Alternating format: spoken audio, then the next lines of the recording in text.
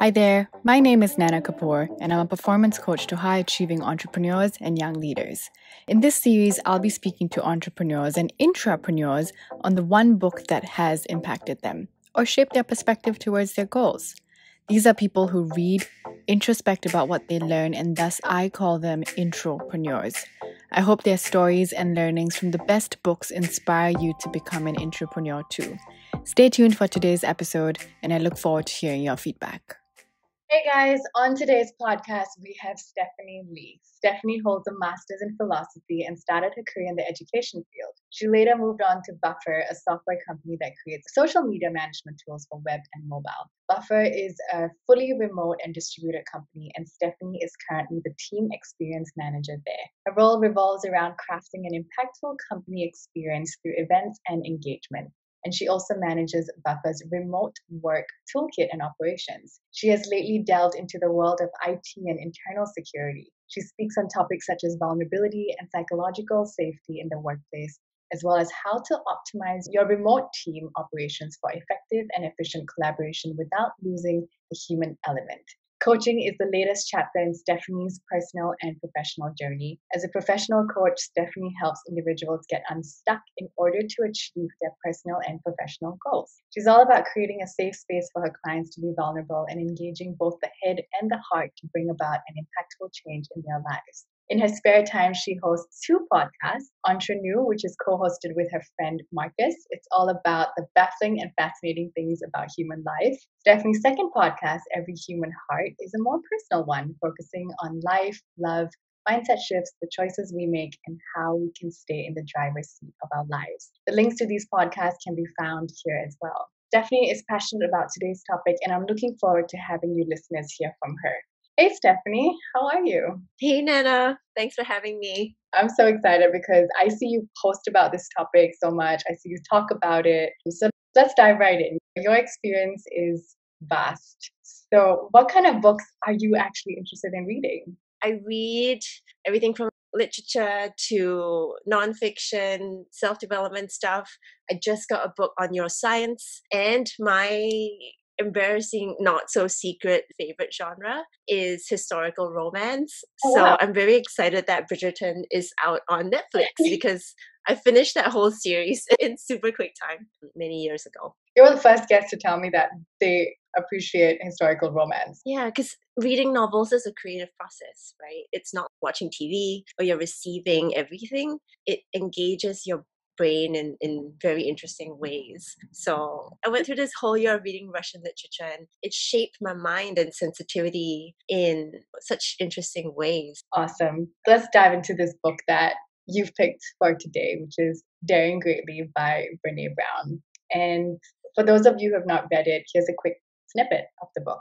So Brené says that every day we experience uncertainty, risk, and emotional exposure that define what it means to be vulnerable, or in her words, dare greatly. Based on the 12 years of pioneering research, Brené Brown dispels the cultural myth that vulnerability is a weakness and argues that it is our most accurate measure of courage, in fact. She uncovers ways in which we can embrace our vulnerability for ourselves in the workplace or as parents and the benefits of doing this. She says, when we spend all our lives waiting until we are perfect, bulletproof before we walk into the arena, we're ultimately sacrificing relationships and opportunities that may not be recoverable. We turn our back on those unique contributions that only we can make. So she says we must walk into the arena, whatever it may be, a new relationship, an important meeting, a creative process, or a difficult family conversation with courage. Rather than sitting on the sidelines and hurling judgment and advice, we must dare to show up and let ourselves be seen.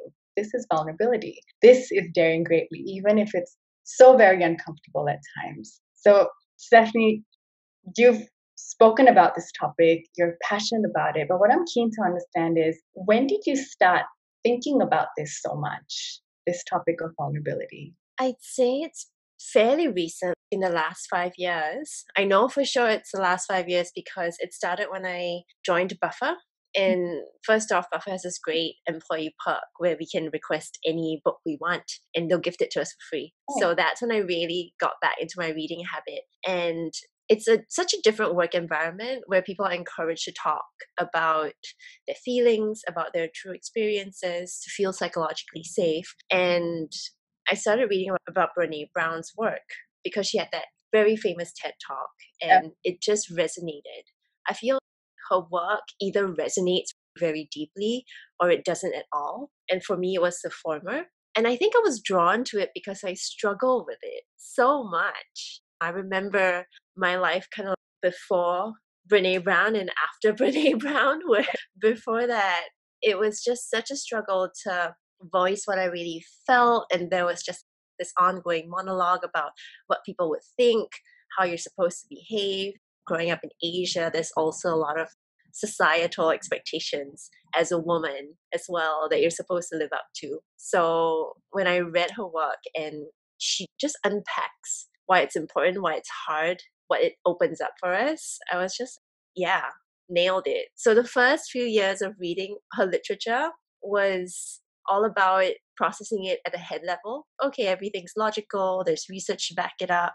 And I'd say the last 2 or so years have been putting that in practice, really having the hard conversations and truly embracing a much more wholehearted way of living. So, yeah, very personal stuff for me. You're so right when you said that you either get it or you don't at all. Because when I read this book after you recommended it to me, I was so excited and I was telling my husband, oh, this is what I've read about and it's changed my perspective on so many things. And I looked at him and I said, but you won't get it because your EQ is not high enough. But the way Brene writes, she's so good at putting these thoughts into words and she describes it so well that you either get it because it's something that you think about daily and passionately, you don't because it's just something that it doesn't resonate with you, right? So it's interesting that things that don't necessarily resonate with everyone. And I'm glad that it resonated with you because you're taking it to the workplace as well now and you're trying to break barriers with it, being in an Asian society or whatever it may be. You're making good use of the concept. So that's awesome. Great. Yeah. Let's talk about the myths of vulnerability because I'm sure people listening are like, vulnerability, what is it? It's a weakness. Because that's the first thing anyone would think about inevitably. So Brene covers a bunch of myths, but we're going to talk about two of them and two that resonated well with me as well. The first one is that vulnerability is a weakness. The second one is that vulnerability is all about oversharing or letting it all hang out. And these are preconceived notions that people have about vulnerability. So the first one, that vulnerability is a weakness. Now, why she calls it a myth is because vulnerability is simply the core of all emotions and feelings. It's as simple as that. To believe vulnerability is a weakness is actually to believe that feeling is a weakness. And she says, our rejection of vulnerability often stems from our associating it with dark emotions, fear, shame, grief, sadness, and disappointment, emotions that we don't want to discuss. But what we do not realize is that vulnerability is also the birthplace of love, belonging, joy, courage, empathy, and creativity. It gives us a deeper sense of purpose when we're vulnerable. So she defines vulnerability as uncertainty, risk, and emotional exposure. With that being said, what is vulnerability to you? For me, vulnerability is all about confronting something that I strongly believe in, but I'm so afraid to say it because it might risk a relationship. And for me, I think it's a weakness. But it's not supposed to be a weakness. So what is vulnerability for you? I think we always think that it's a weakness because we think that people will take advantage of it or whatever we share. And sometimes it may be true, but to me, your question is, what is vulnerability to me? And to me, it's speaking your truth. And what's the trade-off of not speaking your truth at the expense of someone possibly taking advantage of you or reacting in a negative way? It's to never fully live, right?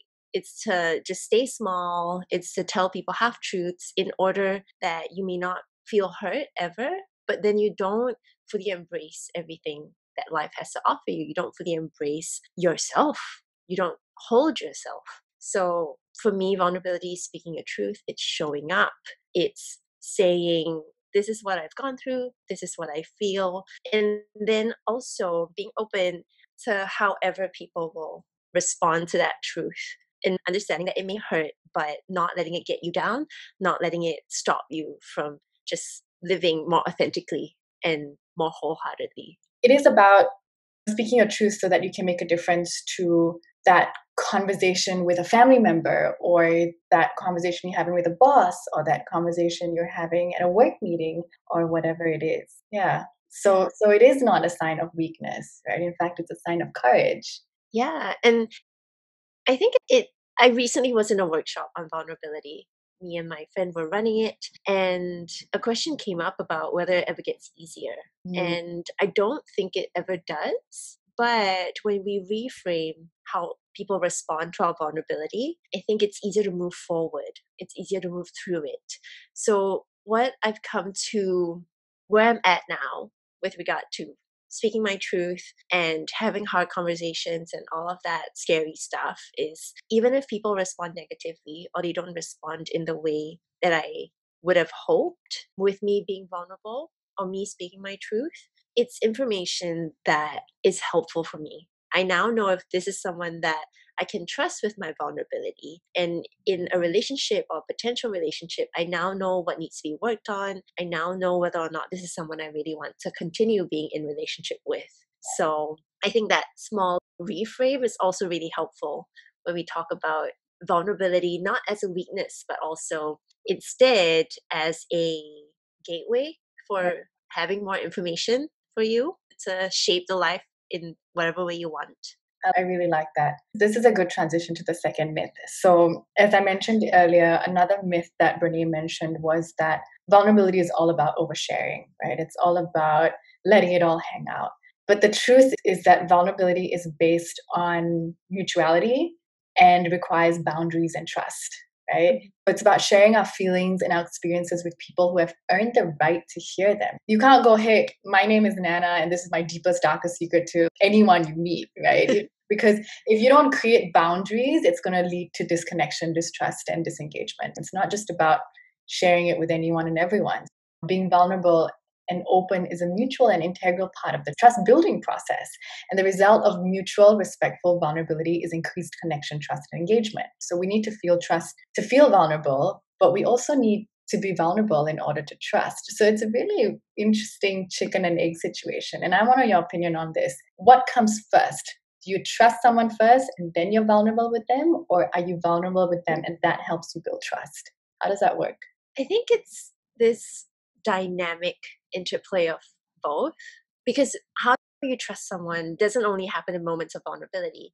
You get the sense from your intuition, from your interaction with people, how they hold other people's truths, how they hold space for other people. And I use that as a signal for me to decide, is this someone I can trust? And even then, it's not either or, right? It's on or it's off. It builds over time. So if I feel, oh, they can be trusted, then I may share more of my truth. I may be more vulnerable with them. And then you get back the information that we were talking about earlier, right? Where on the trust spectrum do we put them? Are they trustworthy, or are they less trustworthy? And I think that's how relationships are built as well over time. How a person consistently and reliably holds space for your truth would determine how trustworthy they are in your life. And it's an evolving thing. Yeah. And is that something you do with the relationships you have in your life, whether it's work or whether it's personal? Do you try and constantly think about, okay, where are they on the spectrum? How much can I be open with them? How much do I trust them? Is that something that goes through your mind when you're building relationships? I think it's I'm more heart driven. I'm a more emotional person. Yeah. So I intuit where people are at in my life. And sometimes it requires being a bit more courageous and stepping out and just trying. But with regard to vulnerability or being oversharing or consisting in oversharing, right? It how I move through relationships in my life, whether it's with family or work or friends or romantic partners, I wouldn't necessarily share all my truths with every single person. There are things that people don't need to know. There are things that I don't need to share. There are things that need to be negotiated between people. So it's an ongoing thing. It's very intuitive for me. It's also a lot of getting a sense of how that person will respond or might react to what I have to say. Because sometimes in the early stages of practicing to be vulnerable, we can almost foist it on people, and we can inadvertently or unwittingly weaponize it. And I've been in connections or relationship with people, be it friendships or in romantic relationships, where it's, but I've been vulnerable with you. Now listen to everything I have to say. And maybe that person, which was me at the time, didn't have the capacity to hold that, all of that. And it becomes a burden. So I think about that a lot when I share with people. Is this something they need to know? Is this going to help our relationship grow? Is this going to help me grow? Yeah. And am I just using it to gain sympathy? Am I using it to possibly down the line do some passive aggressive thing? But I told you my truth, now tell me yours. We have to be very mindful about what we're sharing, why we're sharing. And I think what you were saying earlier about boundaries, establishing the boundaries for ourselves, that's super important. Yeah, absolutely. You're gauging intuitively, like you said, who deserves that vulnerability? How they're going to react to it? Is it necessary? Why am I using it? I really like what you said. I think it was explained really well. So thanks for that, because I feel like I need to learn these things. I'm so bad at it. I either don't open up at all, or if someone's built my trust, I just open up way too much, which is why I like this next topic that we're talking about, all about putting your armor up, right, and defending yourselves. So Brene mentions that as children, we found ways to protect ourselves from vulnerability, from being hurt, from being diminished, from being disappointed. We put an armor up. We used to use our thoughts, emotions, and behavior sometimes as weapons. We learned to make ourselves scarce, even to disappear sometimes. Now, as adults, we realize that to live with courage, purpose, and connection, to be the person who we've longed to be, we must again be vulnerable. We must take off the armor. We must put down our weapons, show up, and let ourselves be seen. So we know we have to do this, but the truth is that a lot of people protect themselves from being vulnerable. So there are a few ways that she mentions people do this. One is they prevent themselves from feeling joy, and they do that by anticipating getting hurt or rehearsing tragedy, open inverted commas. So that's one way that they do it. Two is they keep forcing themselves to be perfect so that they don't feel anything else. Three is numbing that feeling that might cause. So every time you want to feel vulnerable, you're like, no, hold on, I'm going to numb it, just hold it in. And four is to spend a lot of energy dodging that feeling of vulnerability, which then drains you out. So all of this do us no good. And I'm the kind of person who does the first one. I would rehearse tragedy. And the book calls it also foreboding joy. When I'm in a happy moment, I don't let myself feel joy all the time. I actually think about all the bad things that might happen so that when I am caught off guard, I've already practiced being devastated that I think I'll be okay. But that's literally me, right? What do you think about this? What do you do when it comes to protecting ourselves from being vulnerable? I would have to say that I've been guilty of all of them, but not so much the first one. So it was really interesting to hear you share that you're guilty of that, because how I've kind of slowly talked myself out of that to try and be present in the moments of joy is I don't want to live the bad stuff twice. I just want to live through it once if it happens, right? But I'm 100% a recovering perfectionist. It's a struggle because perfectionism is about control, right? If I just control every single thing, if I'm just the best puppet master of my life, then I won't ever get hurt. And that prevents you from truly being vulnerable about what you're afraid of, what is the hurt that you're trying to avoid. So I'm definitely super guilty of that. The numbing and stuff, I think I'm a lot better at catching myself, but definitely I've done it where you're just like, also when, I don't know if it's an Asian society thing, it's just grow with the skin, just move forward, don't care what they say, just like blinders on, and then you forget that you feel. You forget that you're scared, and then you add that to don't air your dirty laundry. The first myth, vulnerability is a weakness, then it's a recipe for being completely numb to life. Absolutely. I think you're right. It does come up from culture as well. I've seen it among the society that we live in. But how has that changed with you recently? Are you still the kind of person who is trying to perfect the world around you so that you don't feel vulnerable? Or have you got better with that process? I think I'm getting better with that process. So I mentioned that I'm catching myself a lot more if I do this like the third or the fourth, right? Yeah. Numbing myself or avoiding it. And I'm right now all about, and my friends tease me about this phrase, I'm all about feeling your feelings, about naming them, understanding what I'm feeling and why I'm feeling this way, so that I have, again, the information that I need to relate differently or to live differently, or replan my life. So I'm a lot better about that right now.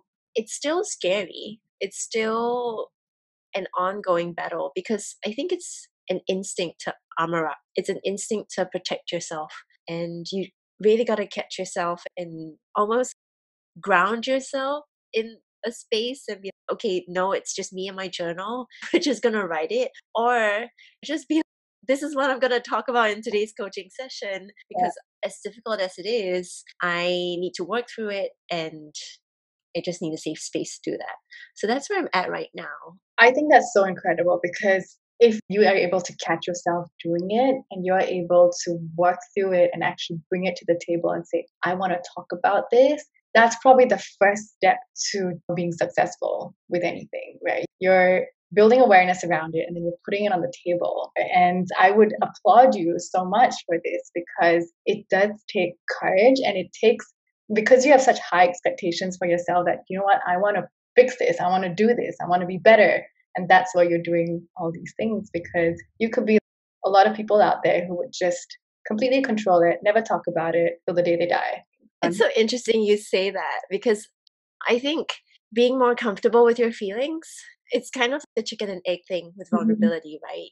It helps you become more vulnerable, and becoming more vulnerable helps you become more attuned to your feelings. And one of the things I think our culture of modesty also makes difficult for us is praising ourselves. And I recently did a journal exercise where I wrote just all the positive things about myself that I was proud of. And it's so counterintuitive because it's, who do you think you are? Why Yeah. would you say that about yourself? But it's about building new ways of relating to our feelings. I think that's really important. So, yeah, thanks for saying that. I think we all need to practice saying good things to ourselves and to other people. Oh, yeah, absolutely. Both to ourselves and to other people. Awesome. Now, this is quite a nice way to transition to the next one because our next topic is about shame and self worth. So, Renee talks about how we have to come to terms with shame. We need to be resilient to shame, and only then can we be vulnerable. If we don't come to terms with our shame, we're going to think we're bad, we're flawed, we're not good enough. And the less we talk about it, the more we're going to have it. But if we cultivate awareness around it and we speak about it, we bring it to light, it gets destroyed. So here's an example for those of you who are struggling to understand this concept. So it might take a while, but bear with me. So you've designed a product and you need to share it with your team, right? So sharing something you've created is a very vulnerable but essential part of being engaged in wholehearted living, right? But because you were raised to attach your self-worth to the product you've created, if it's good, you're going to feel you're worthy. And if it's not good, you're going to feel you're completely worthless, okay? So it could go two ways, that you're working on this product for your team or for your company. One, you realize your self-worth is attached to your project and you're like, wait a minute, this is too risky. Let me just present a much safer version of it. I don't think I can go wrong with this. Let's present a safe version of it. So you're really crushing your innovation. Or two, if you do share it, you share it the way you've prepared it and the reception does not meet your expectations, you completely shut down. And shame tells you you shouldn't have tried, you should have known better. Once you attach your self-worth to something, you've basically handed your self-worth to what people think, right? With an awareness and resilience to shame, you want people to respect and admire your work, but your self-worth is not on the table. It's not on the line, because you should know you're more than a ranking, painting, an innovative idea, and the effort is about what you do, not who you are, right? So regardless of the outcome, when you're presenting something, you've already dared greatly, and that's aligned with who you want to be, right? So when your self-worth is not on the line, you're willing to be more courageous and you're willing to take more risks and things like that. And that's where she talks about this concept, shame resilience, the ability to say, you know what, it didn't go so well, this really hurts and it's really disappointing. It's so devastating, but success and recognition and approval are not the values that drive me. My value is courage, and I was courageous. I'm more than that. So the book talks so much about shame resilience, and she calls it gremlin ninja warrior training, where you're trying to train these warriors in your head. And I found that so interesting. And I want to know from you, Stephanie, because you've grown through this process of embracing vulnerability and you've studied it so much for yourself. How have you built shame resilience? I think it's something that happens over time, and it's something that you build. How do I say this? You can't fortify the walls before the war. You kind of have to do it during the battle. So every time you feel exposed, you feel afraid, just catching yourself in that, building up that strength. I think every time I remind myself, did it kill me? No. It brought me to my knees, but I'm standing again. And again, did it kill me? No, it brought me to one knee and I got up more quickly.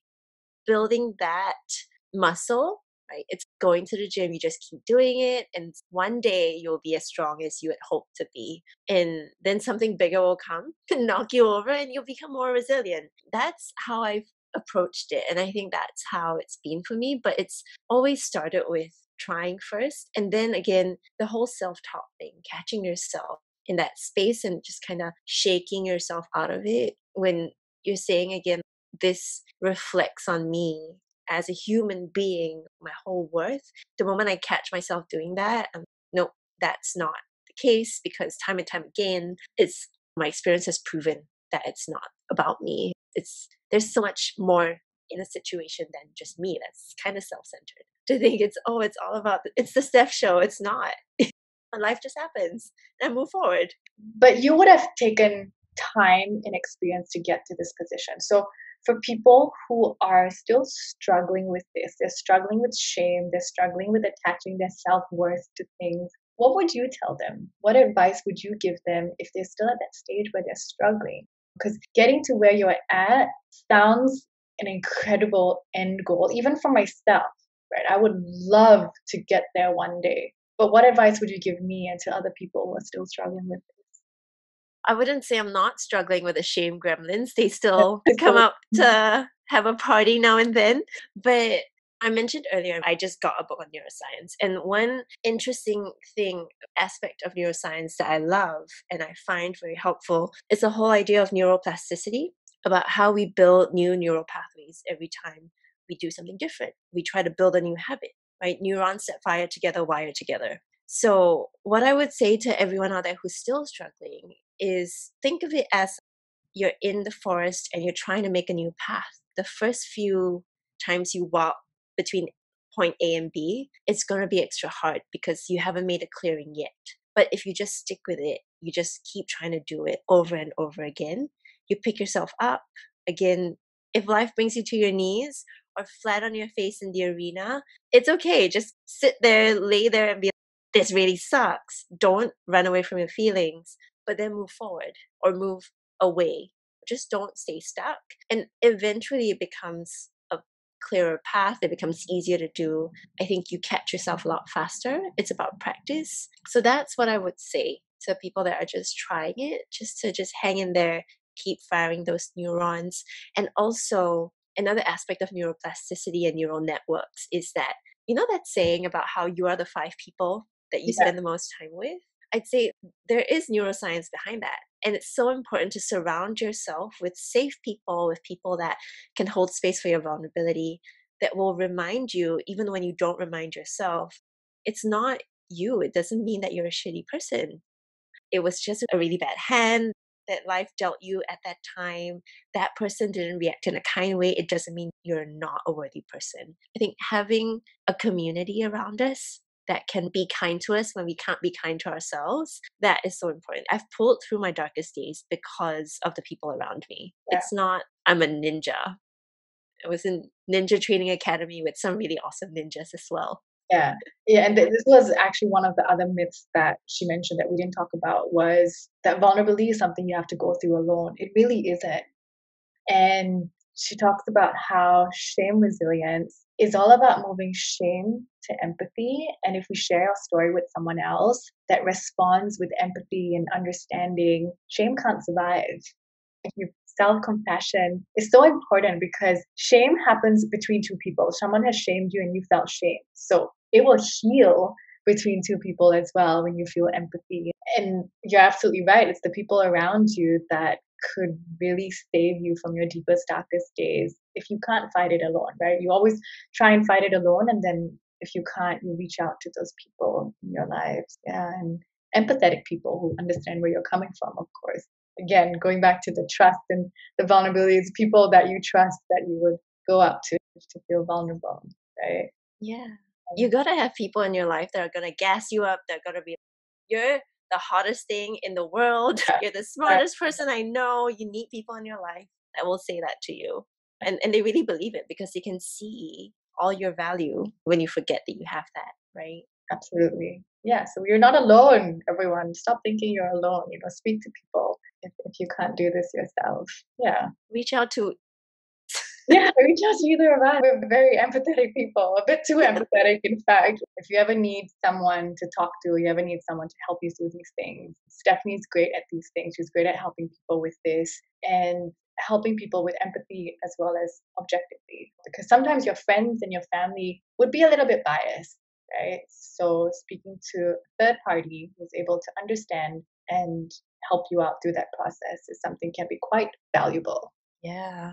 So I always say about coaching, right? Since we're on this slight tangent, that our friends and family want the best for us, Mhm. but it's the best as they understand it. So coaching is that space for you to figure out what's the best for you, for yourself, right? So even with my friends, sometimes if they come to me with an emotional challenge or a life challenge, I'm like, okay, let's hit pause right there. And I just need to check if you want me to be a coach or a friend right now. Because the friend Steph is going to be like, oh, she said, what? You should do this. But the coach hat just makes you relate or hold space in quite a different way. Both are great. I think everyone needs both in their life. But sometimes we need to hear our own voice to know what we really think. At least that's been my experience. Yeah, and I don't think we're given enough opportunities for that because sometimes we're so clouded by the advice we get from around us, and we don't get Yeah. to what we truly feel for ourselves, which is why it's so valuable because it's just a safe space for you to hear yourself out. Yeah. If you're reaching out to Stephanie, make sure you clarify, do you want her to speak to you as a friend or as a coach? Because it'll be very different. Awesome. Speaking about vulnerability again, speaking about shame, which was our previous topic, let's talk about something that you're very passionate about, which is vulnerability at work. Now, shame that we spoke about, it breeds fear, right? If you've been through shame before, if you've underwent that feeling, it brings about so much fear that it crushes your tolerance for vulnerability. So in a workplace, it could kill engagement, it could kill innovation, creativity, productivity, and trust. And worst of all, we don't know what we're looking for when we enter a company because shame is something that could ravage the organization we're in even before we see a sign. Little termites in the house. They're all hidden in dark walls and constantly eating away infrastructure, and until it all just crumbles and you realize, hold on, I didn't even know I had termites in the house. You don't see shame breeding in a company if you just walk through the organization. And things blaming, gossiping, favoritism. There are all these behavior cues that shame has permeated a culture, setting systems that humiliate people in an organization, criticism in front of colleagues, public reprimands. And these are things that I've been through in some of the companies that I've been part of. And I know how hurtful it can be, not just to myself, but to my productivity, right? So shame can only rise so far in any system before people disengage and they start protecting themselves and start disengaging, right? And when we're disengaged, we just don't show up. We stop caring, we don't contribute. Brene talks about how things giving feedback or normalizing discomfort in an organization are ways in which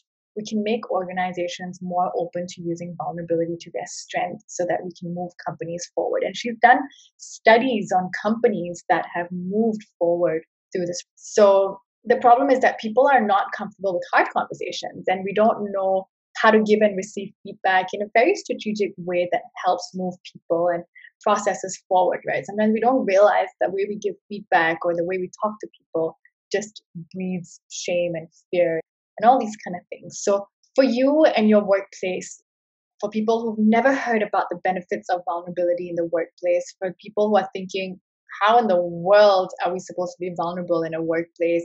How would you explain to someone who's never heard of this before and thinks it's just what's the me sharing feelings at work? What is it about? What is vulnerability at a workplace?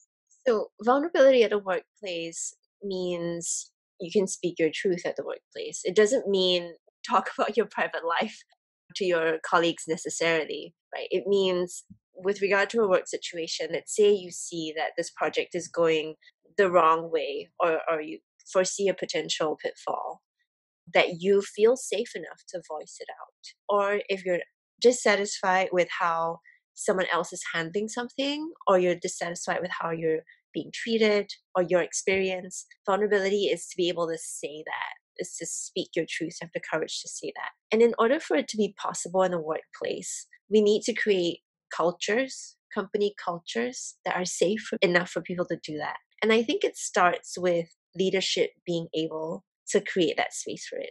Not demanding that people say whatever's on their mind, because we talked about how vulnerability is not indiscriminate disclosure of every single thing in your life, right?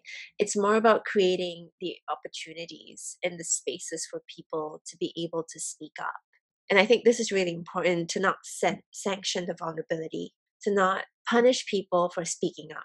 So it could be, you can't in a performance review say, 3 months ago you said this, and I understand that your feelings were hurt, but that's why you can't be promoted. You can't do that, because then you can't create the environment for people to trust that they can speak their truth.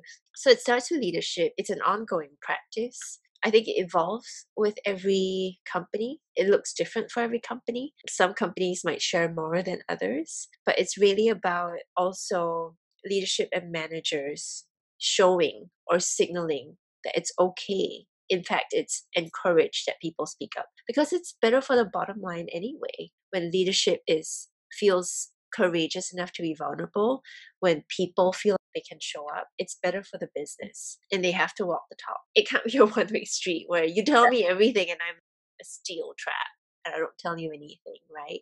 So I think it sounds very simplistic, but I think it's just being human at work. And it may be counterintuitive, because work is that place where we're supposed to be professional and just nobody needs to know what you really think. Just do your job, right? Yeah. Yeah, again, I don't know if this is a cultural thing because I've been part of both local companies, more Asian companies, and more international companies, right? And I have seen that in the international organizations, they're a little more open to these things, right? Asian companies where it's a bit more closed. How do you normalize this process? Is it, you said it comes through the leadership level. What about the people working on the ground level, working every day together? Is that something that you work on normalizing as well? Yeah, because the direction for culture is created by leadership, but it's lived by the people, right? So it's either reinforced or disintegrated. I love your termite analogy. That's perfect, right? About culture, company culture, or any kind of culture. I think when we empower people to give the feedback, to help each other, to not be, you didn't meet your KPI, so it doesn't matter that you helped other people. It doesn't matter that you supported someone else. You're not getting promoted. When you don't build a culture like that, when you recognize good work, regardless of the KPI or the OKR, right? You recognize good people. I think that's how you reinforce it. And when you were talking about feedback, it also sparked a thought in me about how sometimes feedback can engender in us this negative gut reaction. Ugh, I don't really want to hear it, because people think feedback is negative, but there's also positive feedback. There's positive and constructive feedback. Negative feedback is the one about your person. It's like, you suck, which is always necessarily untrue, because we talked about shame and guilt, right? When we also include positive feedback in our day-to-day culture, not just from managers, but from colleagues, from leadership from coworkers, just from anyone, even someone that you don't work with on a project. But when you call, you name all the good stuff as well, it makes people feel appreciated, it makes them feel seen, and then they also don't have this gut reaction to, oh, they just said my name, did I do something wrong, am I going to get fired? That, I think that's how you normalize it. You kind of, it ebbs and flows. And what we do in our company, we're an international company, is if it's constructive feedback, there are also tiers of feedback. So it's not the first time you get constructive feedback, you're in trouble. It's if it's a recurring issue that we have a game plan for and it never gets fixed, then it becomes like warning or a notice. So I think having that clarity as well about where people are at, how safe they can continue to feel is really important. And what you said about the local and international company really landed for me, because I've been in a few local work environments. Sometimes there's just this culture of yelling at people that automatically makes anyone feel unsafe. I remember myself feeling unsafe in environments where someone else was getting yelled at, because even though I never got in trouble, I never felt I could fully say what I had in mind.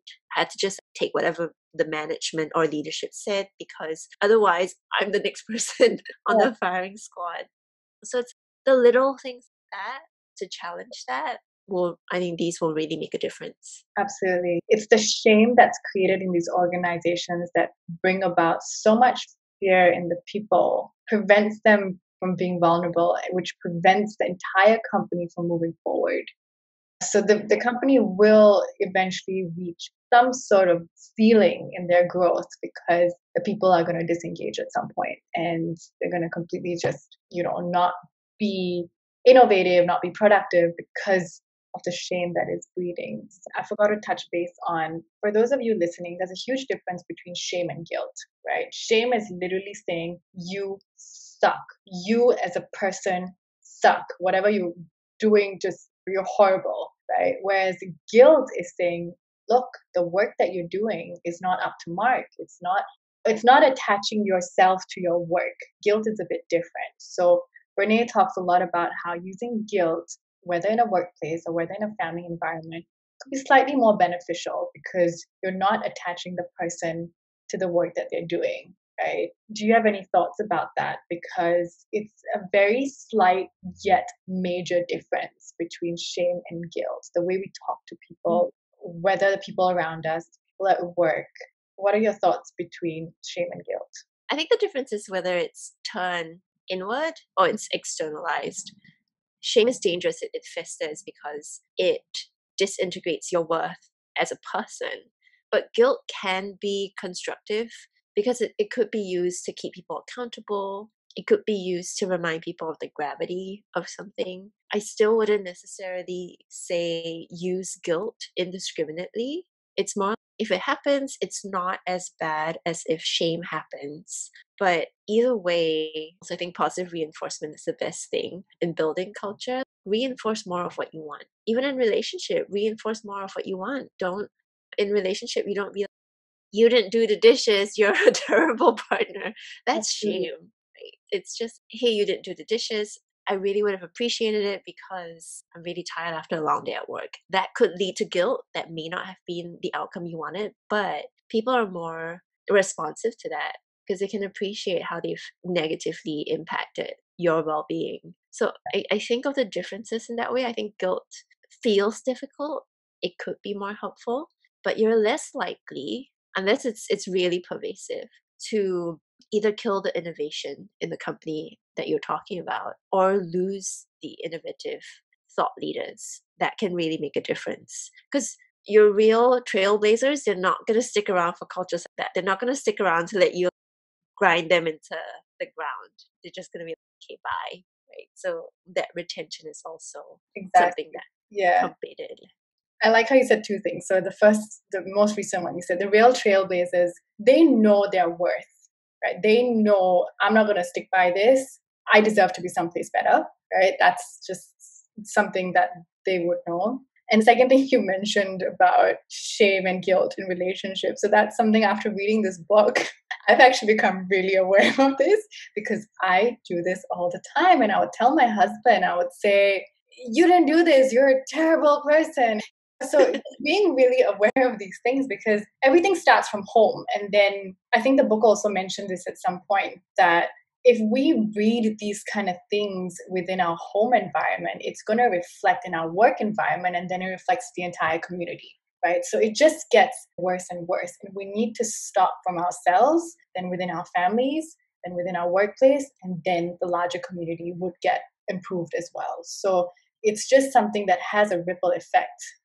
We're going to wrap up a little bit here, and I would love to ask you, what is the number one advice you would give to people, right? What is the one thing that you would give to people who are, I would say, firstly, people who are afraid to be vulnerable in the workplace, and two, managers and leaders who need to start being open to a culture like that? I think the answer is very similar for both. I think it starts with us. So, what you said earlier about how it's not just in one sphere of life that you are vulnerable or you're not, that you have done your work, like inner work, or you're not, or you haven't. It's important to do the work, do the inner work, to learn to be vulnerable, to learn the whole space, to understand what your boundaries are, establish them, and reinforce them. So for managers and leaders, I think it's important to start showing your team that you are showing up.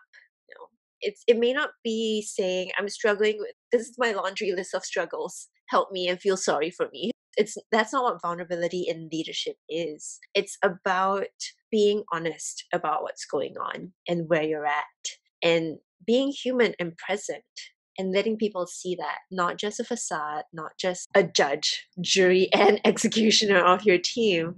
Really see recognizing the humanity in people.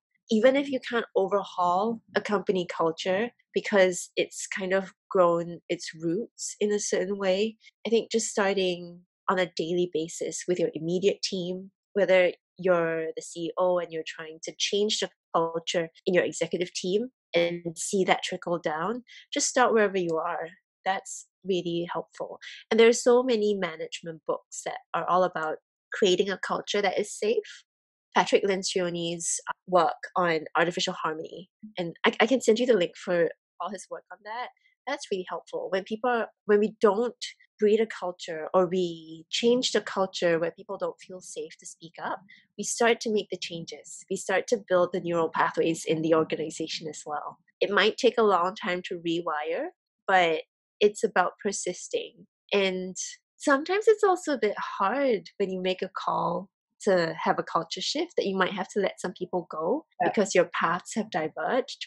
I think that's a reality that leadership and management needs to face. If there are people in your company that persist in shaming others or that persist in bullying others towards performance, even if they're your highest performer, are you willing to do the painful thing to let them go so that you can create a healthier culture? Yeah. Culture in an organization has become more important in the recent years than it ever was, right? We're realizing that it's not just about someone's contribution towards work anymore. It's really about their contribution towards the culture as well. You could be the smartest person, like you said, and the most toxic one. And I don't know if that's tolerated as much nowadays than it was back in the day. So, yeah, there's a lot more awareness around it. Thank Yeah. goodness. Yeah. Great. We've wrapped up the book, and I'm so thankful for you being open and honest and vulnerable through this, because I think some of the things you said, people think about these things. I could be so sure people think about these things because I think about these things. We all think about these things, but we don't talk about it and we don't open up about it and we don't bring awareness around it.